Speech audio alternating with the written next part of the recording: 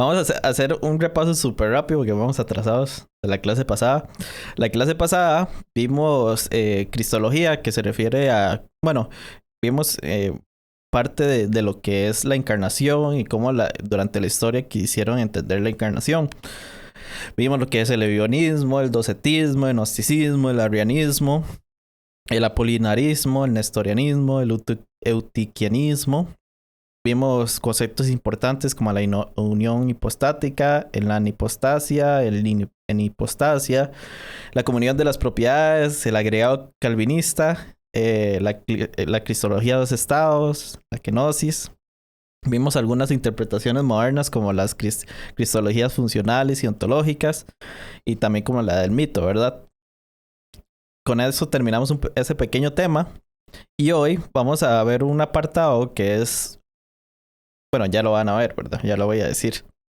Entonces, la frase obra de Cristo, que es la del título de la enseñanza de hoy, abarca todo lo que hizo Cristo para traer salvación al mundo. Un término muy cercano es la expiación y que se refiere a la reconciliación entre Dios y la humanidad y señala el medio por el cual el distanciamiento entre los dos se supera y la armonía y la concordancia entre Dios y la humanidad se restablece. Vamos a explicar un poco más de eso. Debido a que esta sección se extiende un poco más que examinar lo que ocurrió en la cruz, el término obra de Cristo es probablemente mejor como un título general. Entonces vamos a ver el apartado de la expiación en el Antiguo Testamento. Vamos a ver ese apartado. Aunque se admite que encontramos el mismo Dios en ambos testamentos, muchos piensan que mientras la religión del Nuevo Testamento es la gracia, o sea que somos aceptados sobre la base de nuestra respuesta a lo que Dios hizo por nosotros en Cristo, la religión del Antiguo Testamento es la ley. O sea, nuestra aceptación respecto a Dios depende de nuestra obediencia moral. En consecuencia, debemos comenzar con la afirmación clara de que en el Antiguo Testamento la salvación es sin duda alguna por libre gracia y misericordia de Dios, al igual que en el Nuevo Testamento. La base de la relación del pueblo de Israel con Dios y de su esperanza de salvación descansaba sobre su gracia efectiva de todos esos versículos, realizada por medio del pacto con Abraham y sus descendientes. Así que esta gracia requería una respuesta de fe o confianza. Sobre la base de este pacto, la ley apareció como la exigencia de Dios de su pueblo, de que su pueblo viviera de acuerdo con su carácter santo. Este entendimiento de la ley, sin embargo, fue comprendido solo parcialmente. Fuentes rabínicas dejan claro que formalmente hablando, su cumplimiento se vio como la manera de quedarse dentro de la comunidad del pacto más que un camino para entrar en la comunidad. Pero es incierto el grado en que eso se comprendió popularmente. Hubo varios hilos dentro de la religión del judaísmo alrededor del periodo del Nuevo Testamento, algunos de los cuales se reflejaron precisamente en la polémica contra el legalismo y el fariseísmo que presentó Jesús y que Pablo reiteró en su día. Este legalismo que enseñó que nuestro cumplimiento de la ley nos ganaba justicia ante Dios era la distorsión de la religión antiguo testamentaria, no la religión misma del Antiguo Testamento. Allí la salvación y la expiación están arraigadas no en la ley, sino, como en el Nuevo Testamento, en la gracia de Dios. Una consonancia similar con la enseñanza del Nuevo Testamento sobre la expiación se expresa en el sistema sacrificial judío. Los sacrificios eran de diferentes tipos. Las ofrendas expresaban homenaje y acción de gracias. Los holocaustos generalmente involucraban la comunidad como un todo. Las ofrendas por el pecado y la culpa eran particularmente significativas para la expiación. Se relacionaban con las ofensas no intencionadas contra Dios por las que el adorador buscaba perdón, como está en Levítico. Las más importantes se hacían el día de la expiación en Yom Kippur cada año. Mientras el pueblo adoraba, el sumo sacerdote, únicamente en esta ocasión, entraba al lugar santísimo detrás del velo con un sacrificio de sangre para expiar todos los pecados cometidos por el pueblo de Israel. El aspecto central de todo el sistema era el derramamiento de sangre en la muerte de una víctima sustitutoria. Estos sacrificios inculcaban una conciencia de la santidad de Dios y enseñaban que las violaciones de la voluntad de Dios, o sea, las infracciones a su ley, necesitaban la muerte de un sustituto ritualmente limpio para asegurar la reconciliación con Él. Cuando se ofrecían con fe obediente, sin considerar ninguna acumulación de méritos, con confianza en la sola gracia de Dios, los sacrificios permitían apropiarse de las bendiciones del pacto. Esto es importante. Una vez más, el Antiguo Testamento reconoce claramente que los sacrificios en sí mismos eran completamente incapaces de expiar el pecado, y están esos versículos para probarlo. El Salmo 51 es particularmente elocuente en este sentido. O sea, la culpa moral no puede ser borrada por los sacrificios en el versículo 16, sino solo por la gracia de Dios en versículo 1. En respuesta al sincero arrepentimiento del pecador en versículo 17. El punto queda bien claro en el comentario del Nuevo Testamento sobre los sacrificios del Antiguo Testamento en Hebreos 9:9 y en adelante. Para mí era algo que realmente dudaba. O sea, no sabía hasta qué punto cómo los sacrificios de alguna vez expiaban los pecados. O sea, porque algo material tenía que hacerse para expiar un pecado. Y cómo era la intención detrás de las personas. O sea, imagínense que yo cometí un pecado y al final no tenía como un corazón muy arrepentido, pero al final de alguna manera a sacrificar algo me expiaba de ese pecado y ya estaba libre de culpa.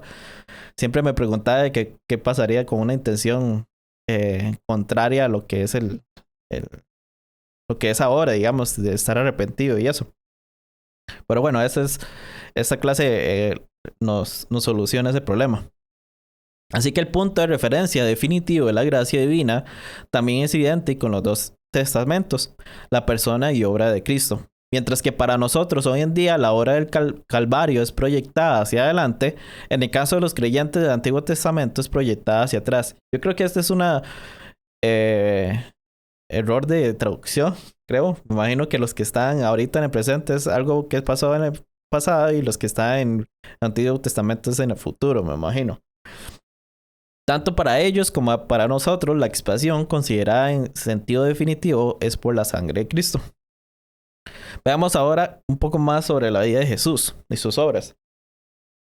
Mesías, como hemos visto, significa ungido de Dios.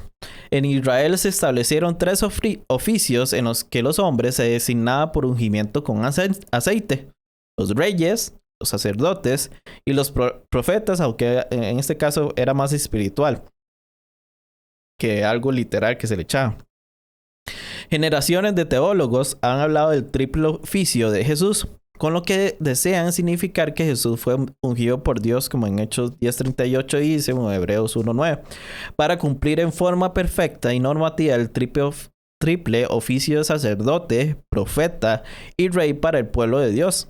El uso singular de oficio es importante. Se trata de 3 facetas distinguibles de una sola realidad indisoluble de la obra de Jesucristo el mediador.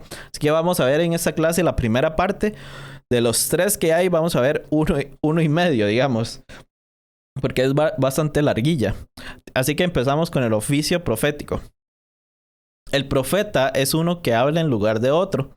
Su oficio presupone la ignorancia y la ceguera del pueblo respecto a la voluntad y el propósito de Dios, errores que los profetas, como portadores del Todopoderoso, procuran disipar.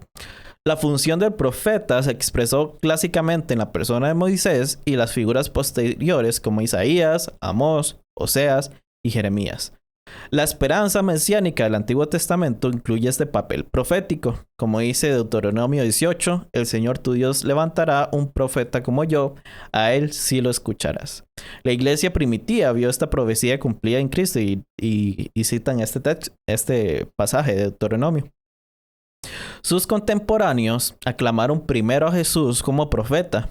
Él mismo aceptó el título, aunque con cierta reserva, y en el sentido tradicional ese título no era adecuado para describir el papel que Jesús reclamaba para sí mismo. Jesús forma parte de la larga lista de héroes proféticos que llevaron la palabra de Dios, pero se destaca sobre ellos porque también es la palabra que lleva, como dice Juan 1:1. Este lazo fundamental entre la obra de Cristo y su persona está explícito en Juan 1:14, y aquí es la versión Dios habla hoy. La palabra se hizo hombre. En Jesús, la palabra profética de Dios encuentra su expresión definitiva como una verdad no solo de su enseñanza, sino también desde su mismo ser. Luego, en el Nuevo Testamento amplifica esta dimensión. Jesús es la sabiduría de Dios encarnada. Y como dice Colosenses 2, en quien están escondidos todos los tesoros de la sabiduría y del conocimiento. La función profética de Cristo consiste, pues, en que trae a la humanidad ignorante y oscurecida por el pecado la mismísima verdad de Dios. Es su revelación a nosotros de Dios mismo, como dice Juan 14. Jesús es el supremo maestro cuya palabra tiene autoridad y a quien debemos someternos en todas las cosas. Jesús proclama y encarna lo que Dios exige de nosotros, así como la gracia divina por medio de la cual únicamente podemos entrar en el reino de Dios de la verdad. Veamos el otro oficio, que es larguísimo. Este vamos a ver como a la mitad. La presuposición de la función sacerdotal es nuestro alejamiento pecaminoso de Dios. El sacerdote es el mediador señalado por él, por medio de la cual se supera esa separación. Este hilo esencial de la religión antiguo testamentaria, más gracia que el libro dice religión, porque si vemos aquí cristianos contemporáneos y ven la palabra de Dios, hacen el cringe ahí todo de ellos. Se les sale agua por espuma por la boca, perdón. Bueno, sí, religión. Era particularmente personificado por el sumo sacerdote, cuyas funciones incluían la ofrenda del día de expiación en el lugar santísimo del templo.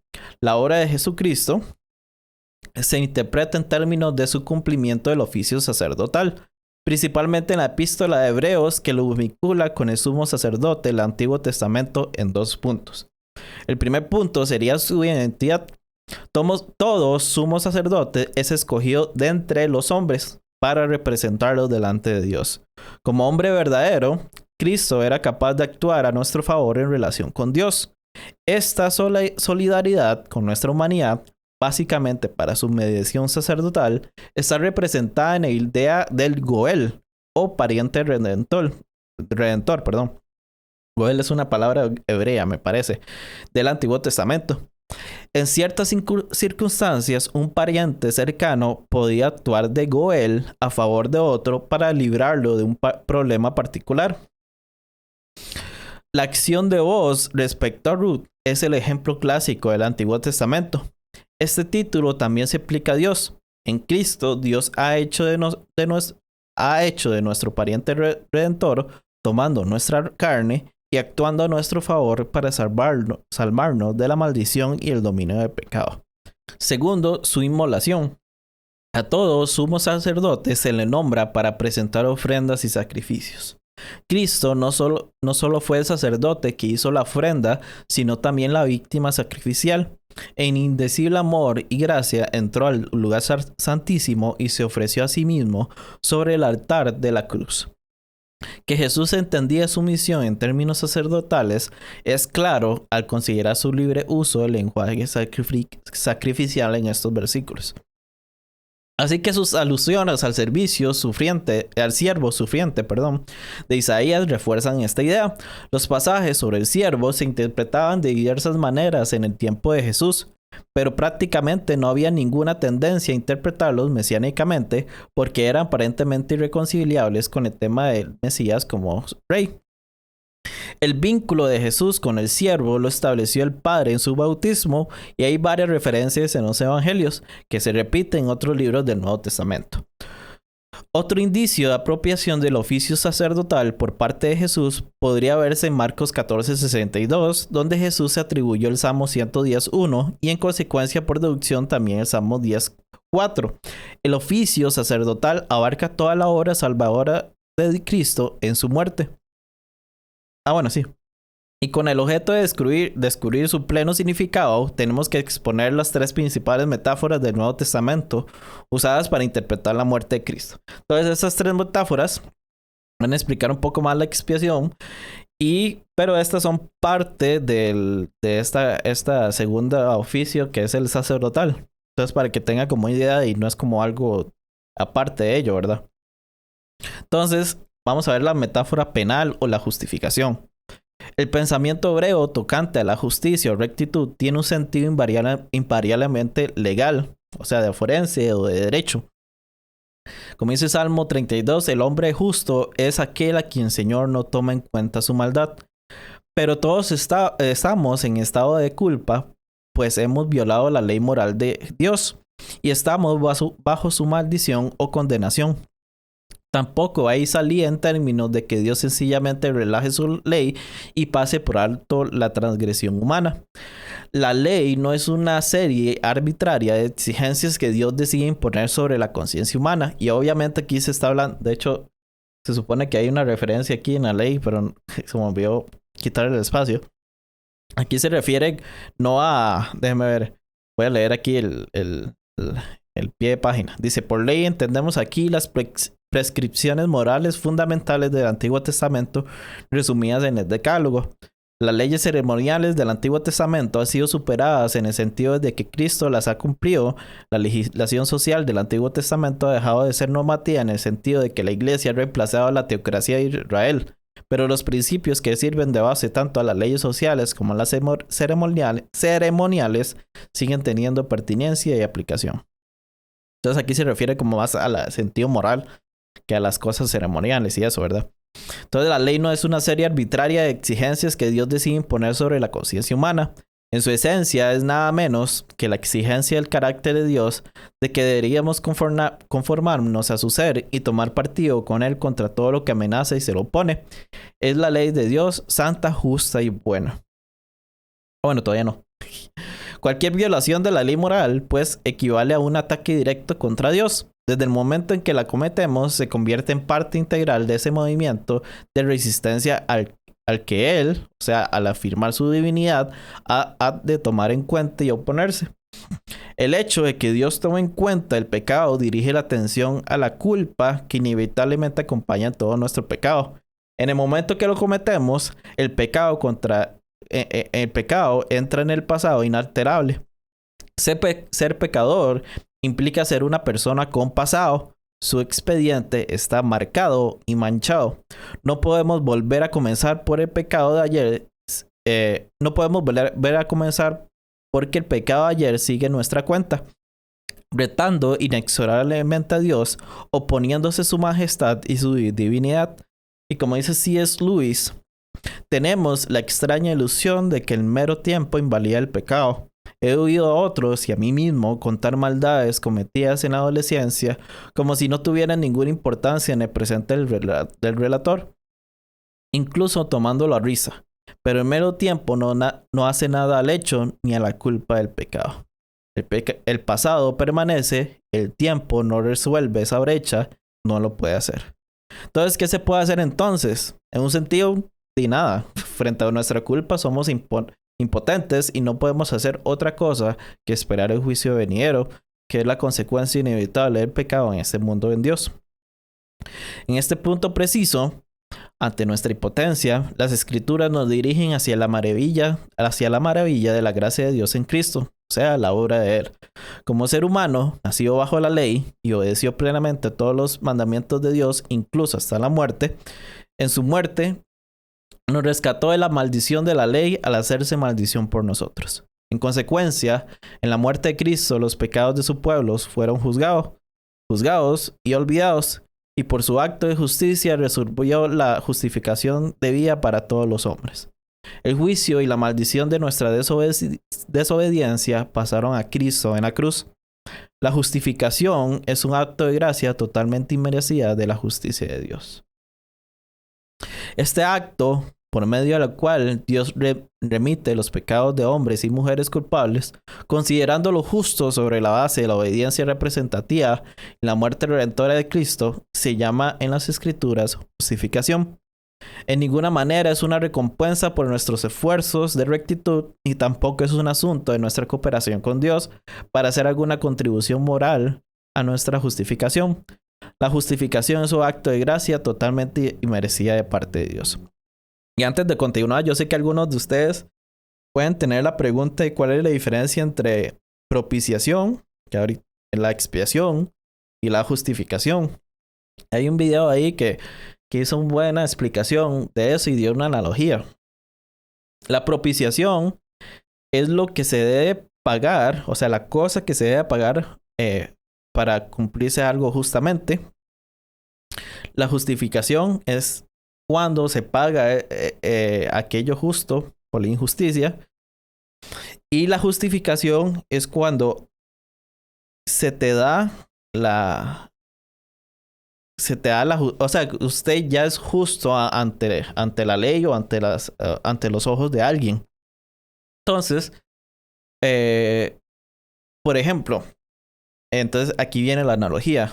Un ejemplo sería que eres menor de edad y te ven que estás haciendo una fechoría y te agarra la policía. Entonces, como eres menor de edad, digamos que tienes que pagar cierta cantidad de dinero para salir y para eso tus padres te tienen que representar. El juez te dice, bueno, para sacar a tu hijo tienes que pagar tal dinero. O sea, el monto exacto del dinero se le llama propiciación. O sea, el monto que tuvo que pagar es la cantidad justa para sacarte de ahí. En el momento que tu padre dice, tome, aquí está la plata para que saquen a mi hijo, ese momento que se hace es la expiación. Se cumple, se te paga lo justo para que sea justo. Y en el momento que el juez recibe la plata y firma y te da el papel como el comprobante y te dice ya estás libre de culpa y tu hijo puede salir, ya ese es el momento de la justificación. Ya el hijo está justificado y ya está bien. Bueno, me imagino que está manchada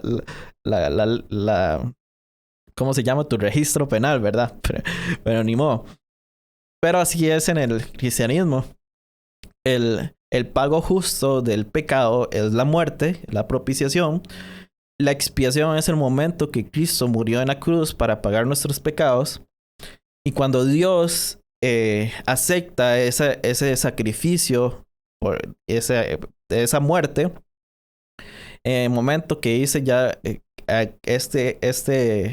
esa propiciación es justa y cumple las ordenanzas de la justicia divina y por lo tanto hace a todas aquellas personas que creen en Jesús justificados. Ahí está la justificación. Ya los ve a ustedes limpios ante la ley. Entonces yo espero que esa analogía les puedan servir a ustedes para saber la diferencia de cada uno. Así que continuemos con la clase de hoy. Así que debemos considerar el glorioso lado positivo de la justificación, ya que frecuentemente se le da un énfasis inadecuado. Nuestra justificación no es sencillamente cuestión de que Dios pase por alto nuestra culpa.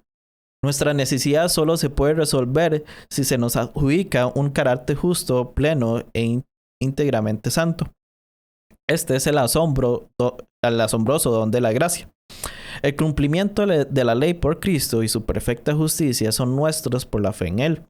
No es simplemente que se pasó por alto nuestro tremendo fracaso en el examen de vida moral, sino que pasamos con la mejor calificación y con diploma de honor. Bien puede Atanasio hablar de un intercambio admirable por medio del cual, como lo expresa Calvino, y aquí lo voy a citar, el Hijo de Dios, siendo purísimo y libre de todo vicio, sin embargo, ha tomado sobre sí y se ha revestido de la confusión y afrenta de nuestras iniquidades y de otra parte nos ha cubierto con su santidad y justicia. Así que, al justificar a los pecadores en Cristo, Dios actúa con justicia porque no pasa por alto el pecado o lo condona. Él lo juzga y castiga en la cruz y así afirma su santa y eterna posición al mismo. De la misma manera en lo que se refiere a los pecadores, Dios no rebaja las exigencias. Las recibe solo sobre la base de la perfecta justicia de Cristo que se las adjudica por su unión de fe con Él. Ser justificado significa que estamos aceptados ante Dios sin miedo, que podemos venir ante Él verdaderamente y podemos experimentar ser abrazados por Él y ser declarados sus propios hijos queridos. Ser justificado significa que podemos cantar como Charles Wesley en este himno. Ya no temo a la condenación, Jesús y todo en Él mío es. Vivo en Él, mi cabeza y mi vientre, vestido de justicia divina, con valor me acerco al trono divino y por medio de mi Cristo la corona reclamo. Estudios recientes de la idea han llamado la atención a la dimensión comunal de la justificación. La preocupación de Pablo en Gálatas en particular es la pregunta de quiénes son los verdaderos hijos de Abraham y por lo tanto quiénes conforman el verdadero pueblo de Dios. En respuesta dice que la membresía pertenece a todos los que creen en el Evangelio de Jesús, por ejemplo, todos los que han sido justificados. Así que la justificación debe ser elevada de lo simplemente individual y personal. Así que es nada menos que la puerta que da entrada a formar parte del pueblo de Dios del nuevo pacto, donde ya no hay judío ni griego, esclavo ni libre, hombre ni mujer, como dice Gálatas 3:28. Así que en resumen, la Biblia enseña que el centro de la obra de Cristo consiste en que Él llevó en nuestro lugar y a favor nuestro el castigo que merecemos por nuestro pecado y nos trajo perdón y reconciliación con Dios en justicia. Generalmente se alude a esto como la sustitución penal y es de la doctrina más popular del protestantismo sobre la expiación, la sustitución penal. De hecho, Dr. Craig hace poco hizo toda una investigación y un libro sobre la defensa de esta doctrina. Él más que cuestiones bíblicas, bueno, obviamente siempre empieza con la parte bíblica. Lo nuevo para él y para los libros de sustitución penal fue su investigación de la filosofía del derecho, que ayuda a muchas cosas a resolver de las objeciones a la sustitución penal, y ya lo vamos a ver. De hecho, el libro no lo comenta, pero yo lo voy a comentar. Así que esta sustitución penal ha sido el centro de la enseñanza y prédica evangélica sobre la expresión desde la Reforma. El punto es a menudo atacado por los críticos, quienes sostienen que, y vamos a verlo, el uso de la terminología legal, o sea, Dios como juez que impone castigo, los seres humanos como criminales, etc., despersonaliza seriamente nuestra relación con Dios. B, que el Dios de esta teoría que exige castigo no puede ser el Dios de amor que perdona libremente. Y C, toda la idea de sustitución es injusta, incluso inmoral en este contexto, ya que implica que el inocente es castigado por el culpable y el culpable queda libre. O alternativamente, la justicia de Dios parece fácilmente satisfecha que la nuestra, ya que en el pensamiento humano no hay justicia hasta que los culpables pagan por sí mismos su crimen. Sin embargo, la sustitución penal puede ser fácilmente defendida contra estas tres críticas. Primero, y en forma general de todas estas, recordemos que está claramente enseñada en la palabra de Dios. Bueno, esa es como una afirmación muy regalada, ¿verdad? Pero así dice el libro. No es un movimiento humano, sino parte de lo que Dios mismo enseña acerca de la cruz. Forma particular contra el cargo de despersonalización. Es evidente que la Biblia no contrapone lo personal a lo legal de esa manera. Los escritores de la Biblia gustaban evidentemente de las metáforas legales y apelaban una y otra vez a los procesos legales para explicar el trato de Dios con la humanidad. Leon Morris cita, y yo cito, a Leon Morris: negar que el Nuevo Testamento hace uso de las imágenes legales para describir la obra de Cristo por nosotros es negarse a enfrentar la realidad. Seguir esta línea de crítica implica casi invariablemente no interpretar la ley de una manera bíblica, es decir, como el inmutable carácter de Dios que afecta nuestra existencia. En cuanto al segundo cargo, que objeta la noción de que Dios exige el castigo, la alternativa propuesta es que el Dios que sencillamente pasa por el pecado pasa por alto el pecado, es simplemente un producto de la imaginación humana que no aparece en ninguna parte de las escrituras. Está claro que ese no es el Dios del Antiguo Testamento y por ende tampoco el Dios en quien Jesús creía. Tampoco es el Dios que Jesús mismo reveló, como se manifiesta por sus frecuentes y solemnes advertencias de los peligros de ser impenitente, o sea, que no estar arrepentido, y por el lugar que tenía su muerte inminente en la comprensión de su misión. En cuanto a la tercera crítica de injusticia, está el aspecto obvio de que la sustitución penal involucra a la Trinidad y la encarnación, es decir, la unión del Padre y el Hijo en la divinidad y de Cristo en nosotros en la humanidad. En consecuencia, es apropiado fundamentalmente que Cristo tomara nuestra culpa bajo la ira del Padre. Bueno, aquí creo que le falta un poco más hablar el libro. Pero recuerden que la primera crítica, bueno, la tercera crítica, que es la que quiero agregar un poco más, es que la idea de la sustitución es injusta porque Jesús, siendo inocente, es culpado por los culpables, ¿verdad? Por los que verdaderamente cometieron crímenes. Y recuerdo una de las cosas que dijo Craig en esta respuesta, y es que hay en el derecho legal un término que se llama ficciones legales. Y él da el caso que realmente pasó en que se tuvo que hacer una ficción legal. Y lo voy a decir, pero probablemente me estoy saltando algunas cosas porque lo estoy diciendo a memoria y probablemente no sea exactamente como fue la historia. Pero se dice que hay alguien de una isla trabajaba para el gobernador y parece ser que recibía injusticia laboral. Pero para presentar una denuncia de la injusticia laboral, todas esas cartas tenían que llegar primero para ser aprobadas por el gobernador. Obviamente, si usted está recibiendo una injusticia laboral por el gobernador, no puede pasarla primero ante él para que la apruebe, ¿no? ¿Verdad? Entonces, dada la magnitud de este caso, él llevó el caso a London, en la Unión, ¿cómo se llama? Inglaterra, creo es. Está London, no me acuerdo, la verdad, soy malísimo en geografía. La cosa es que llevó el caso a London y vieron que hay un hueco así legal, y por lo tanto se tuvo que aplicar una ficción legal que esta isla era parte de la ciudad de London.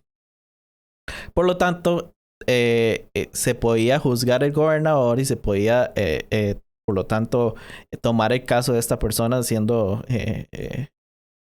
sufriendo una injusticia laboral. Finalmente, gracias a esta ficción de que esta isla era parte de London, se pudo hacer justicia. Así, de esta manera, se puede dar esta ficción legal de que Cristo es tomado como culpable, aunque no lo era, para presentar una justicia simplemente para misericordia de Dios, ¿verdad? Por nosotros. Entonces, con respecto a esta objeción, creo que las ficciones legales sí pueden ser respondidas desde el derecho, ¿verdad? Principalmente porque la metáfora penal se basa en esta filosofía del derecho.